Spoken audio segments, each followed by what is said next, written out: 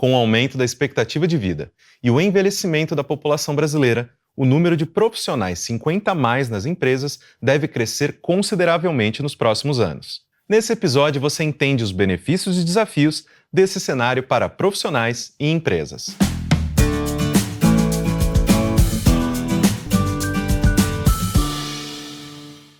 Olá, pessoal, eu sou Caio Corraine. Está começando o Lifelong Cast, o podcast do profissional em constante movimento, um programa da ESPM para você se preparar para o futuro do trabalho e dos negócios. De acordo com dados do Ministério do Trabalho e Emprego, mais de 13 milhões de pessoas com mais de 50 anos trabalham no Brasil.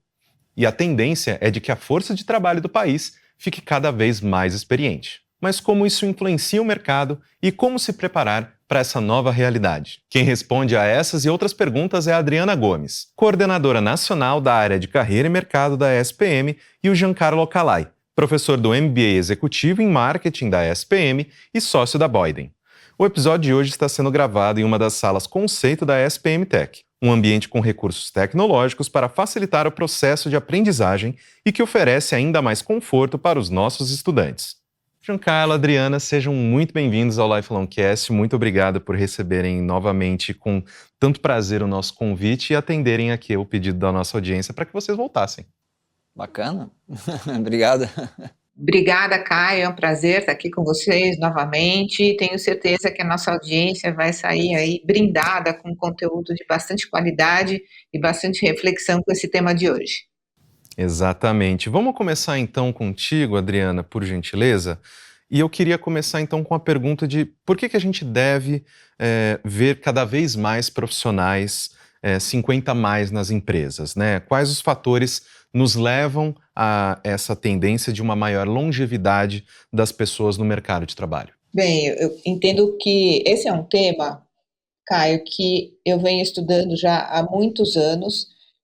E alguns dos fatores que eu entendo nessa mudança de presença de sêniores, né, os 50 a mais, 60 a mais, enfim, cada empresa aí dá um corte para o que seria essa senioridade, mas a gente pode colocar aí, elencar alguns fatores como a melhoria na saúde, né? São alguns avanços aí da medicina que fazem com que as pessoas tenham uma expectativa de vida maior, com melhor qualidade de vida.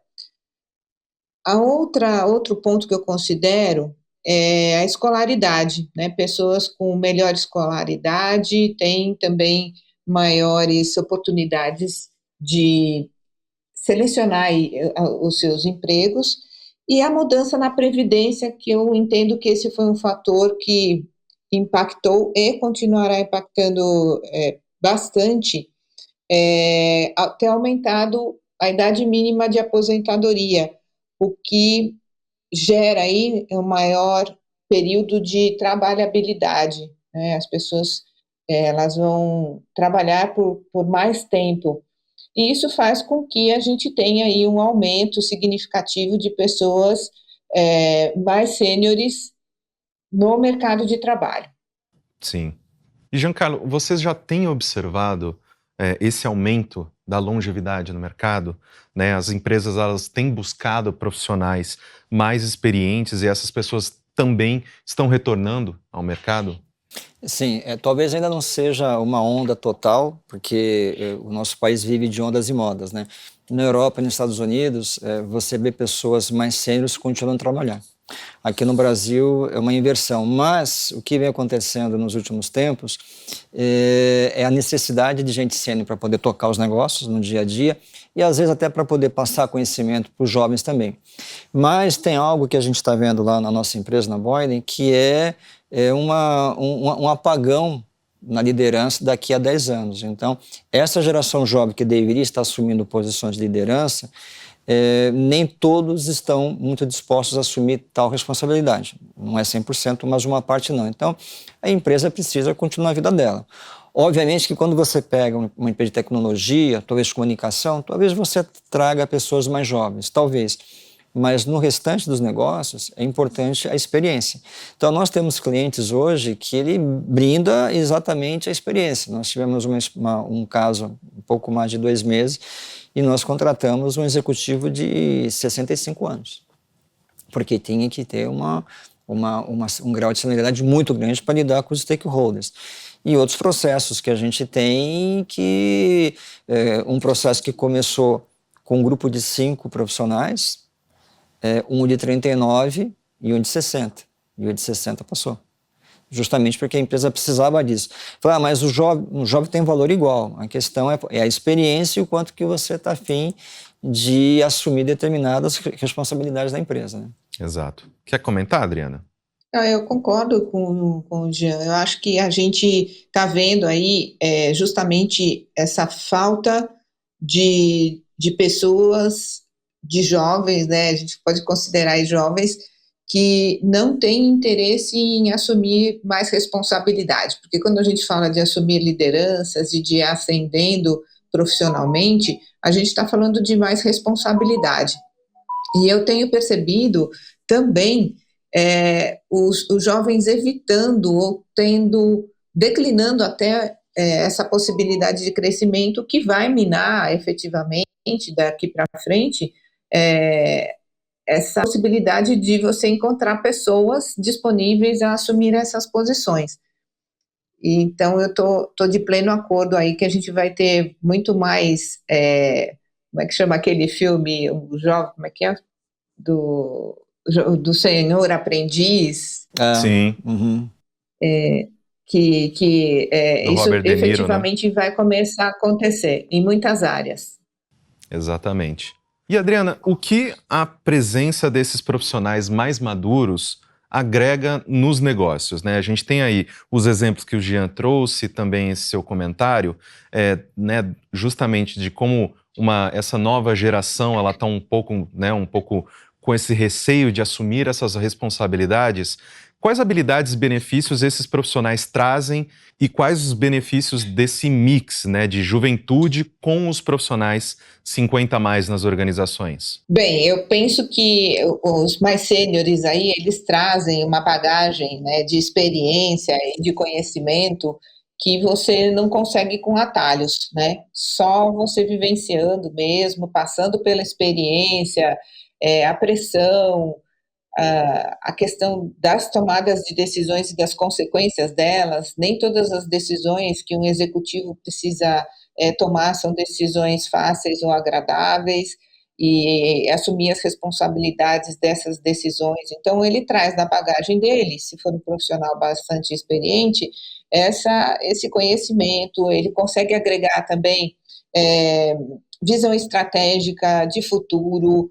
Não é porque ele seja vidente, mas é porque ele já passou por tantas experiências que isso vai trazendo, inclusive, tranquilidade para lidar com situações de mais estressantes, mais exigentes. Assim, eu diria que é como você ter um piloto de avião experiente, sabe? Consegue conduzir a aeronave sob pressão, temperatura e tempestades, enfim.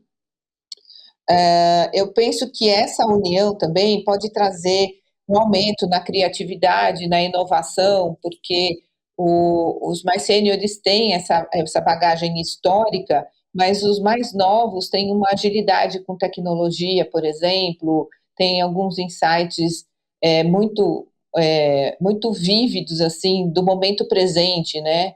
Do zeitgeist que a gente fala, do momento que a gente vive.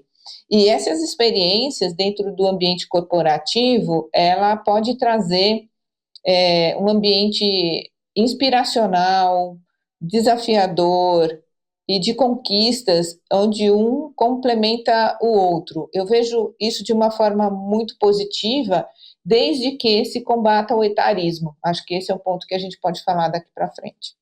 Sim, com certeza. Quer comentar, Jean?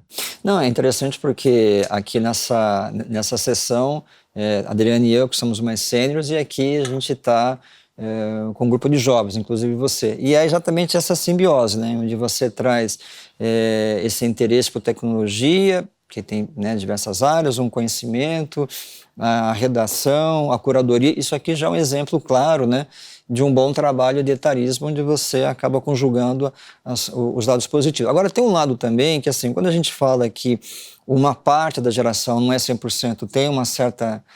não tem uma inclinação para assumir, mas, assim, para quem está afim, é uma grande oportunidade. Sim. Isso eu acho que é legal, porque a maioria da nossa audiência aqui são jovens, né? Na graduação, na pós, né? No MBA, no mestrado. Eu acho que isso é uma dica muito valorosa de que o mercado está buscando gente que tem conhecimento. Às vezes você não tem, mas você tem potencial. E a empresa vai ter todo interesse em te contratar. Então, de repente, naquela sala que tem 10 pessoas, talvez uma parte não está muito afim de assumir, porque não é a agenda da vida dele.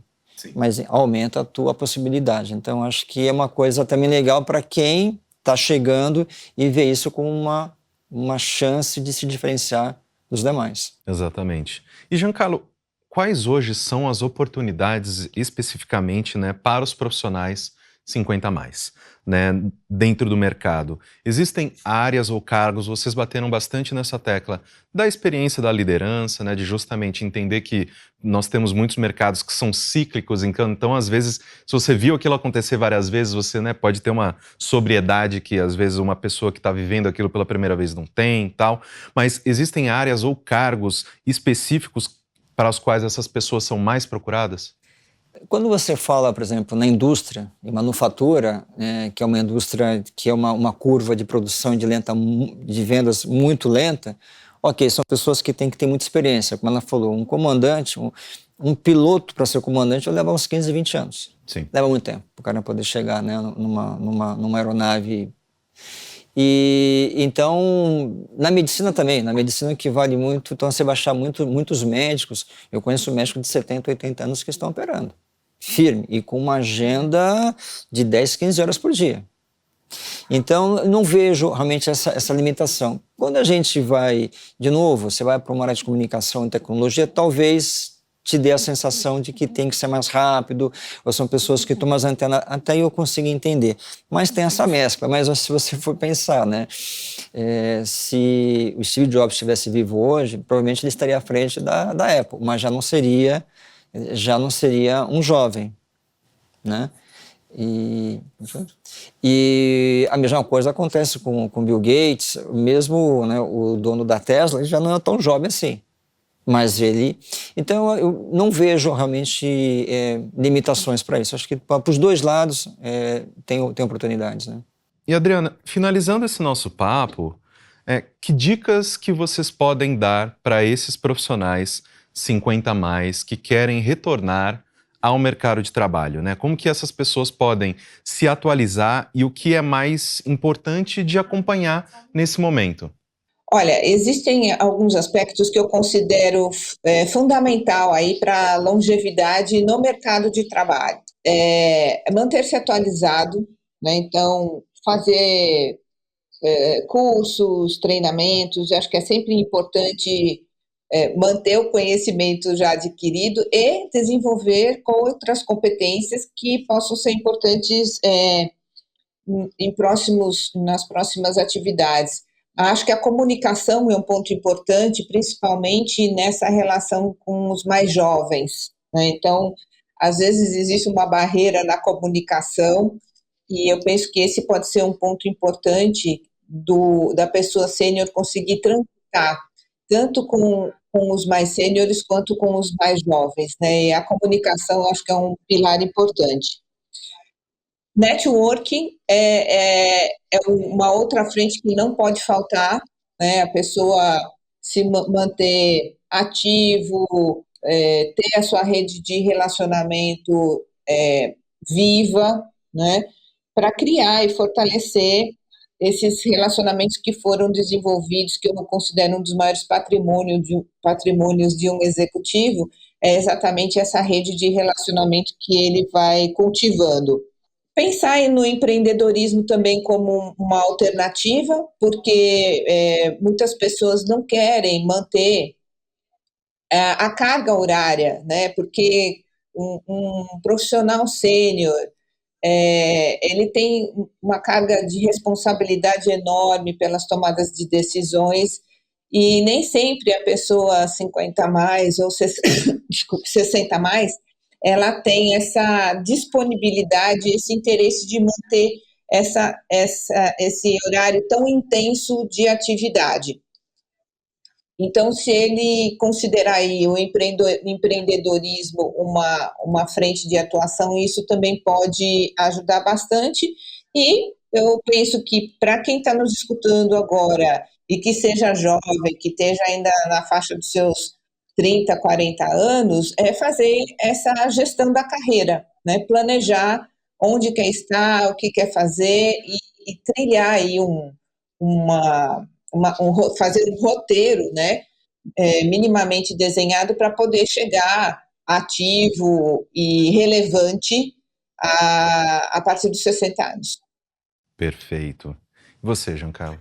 Eu acho que concordo tudo que a Adri falou, e eu vou agregar aí mais duas coisas. Primeiro, é você construir a tua reputação digital. O que significa isso? Que por mais que é importante estudar, é importante fazer networking, mas você não vai chegar em todo mundo. Né? Se você está num evento de 3.000 pessoas, você não vai conversar com 3.000 pessoas. Você vai qualificar. Mas quando você começa a construir a tua reputação digital, você já começa a falar com aquele público que quer te escutar. Então você tem alguma experiência, algum conhecimento que você quer agregar, que você quer dividir. Existem diversas técnicas hoje, tem pessoas que trabalham com Facebook, trabalham com Twitter. Para o mundo corporativo, é o LinkedIn. Então a gente vê pessoas estruturando. Eu sempre recomendo isso para os executivos que estão em transição, ele determinar uma agenda, uma curadoria e começar a trabalhar, porque isso também é importante. E aí, claro, isso somado ao que você faz vai te gerar oportunidades, mas eu diria que, no geral, o profissional, tanto os que estão na ativa como aqueles que estão já numa fase de transição, eles não trabalham isso. E não sabem trabalhar, e é uma grande barreira. Então isso aqui já valeria um outro bate-papo numa outra ocasião, porque a reputação digital, ela é importante, sim, muito importante. E inclusive nas empresas você incentiva isso de uma maneira organizada, né? Mas é importante também, então eu recomendaria fortemente isso. E tem um outro ponto também, que é uma tendência na Europa e nos Estados Unidos, que está chegando no Brasil, que a gente chama de interim management, que é o gestor interim, que é aquela pessoa que tem uma experiência muito sólida, ele trabalha por projetos, 6 meses, 1 ano. É bem remunerado, tem uma grande responsabilidade, porque o papel dele é promover uma mudança, uma emergência que seja. Termina, às vezes alguns preferem parar, alguns meses para descansar, ou viajar e depois retoma. Então esse é algo, mas para isso de novo, né, você tem que estar atualizado, você tem que estar visível, e também ter a reputação digital trabalhando também, que você fala, puxa, estou precisando de um CFO. Você não vai achar, a pessoa não vai estar, você pode ter um CFO fantástico, mas se ele está em casa trancado, ninguém vai te achar. Vai ser muita casualidade você conversar com o Caio, que trabalhou com fulano, e vai lembrar de Pedro, é difícil. Então você tem que criar realmente uma agenda de estar conversando com os hunters, conversando com os colegas, nos conselhos, e de novo, reputação digital é muito importante. Exatamente. Adriana, Giancarlo, muitíssimo obrigado pela participação de vocês, muito obrigado por terem, né, novamente aí oferecido tanto tempo quanto conhecimento de vocês para a nossa audiência. Fico muito feliz que a gente possa bater esse papo aqui no Lifelongcast. Obrigado, eu que agradeço, Adri, um prazer aqui fazer esse painel com você. Obrigado, Jean, obrigada, assim, um prazer conversar com o meu colega e a gente poder trazer à tona aí esse tema que nos é tão raro. E a gente sabe que vai ser, daqui para frente, essa é uma realidade que muitas empresas vão ter que incluir aí na sua cultura e nas suas políticas aí de inclusão. Então, muito obrigada. Eu espero que você tenha gostado do episódio de hoje. Não se esqueça de seguir o Lifelongcast na sua plataforma de streaming favorita e avaliar o programa também. Te vejo no próximo. Fui!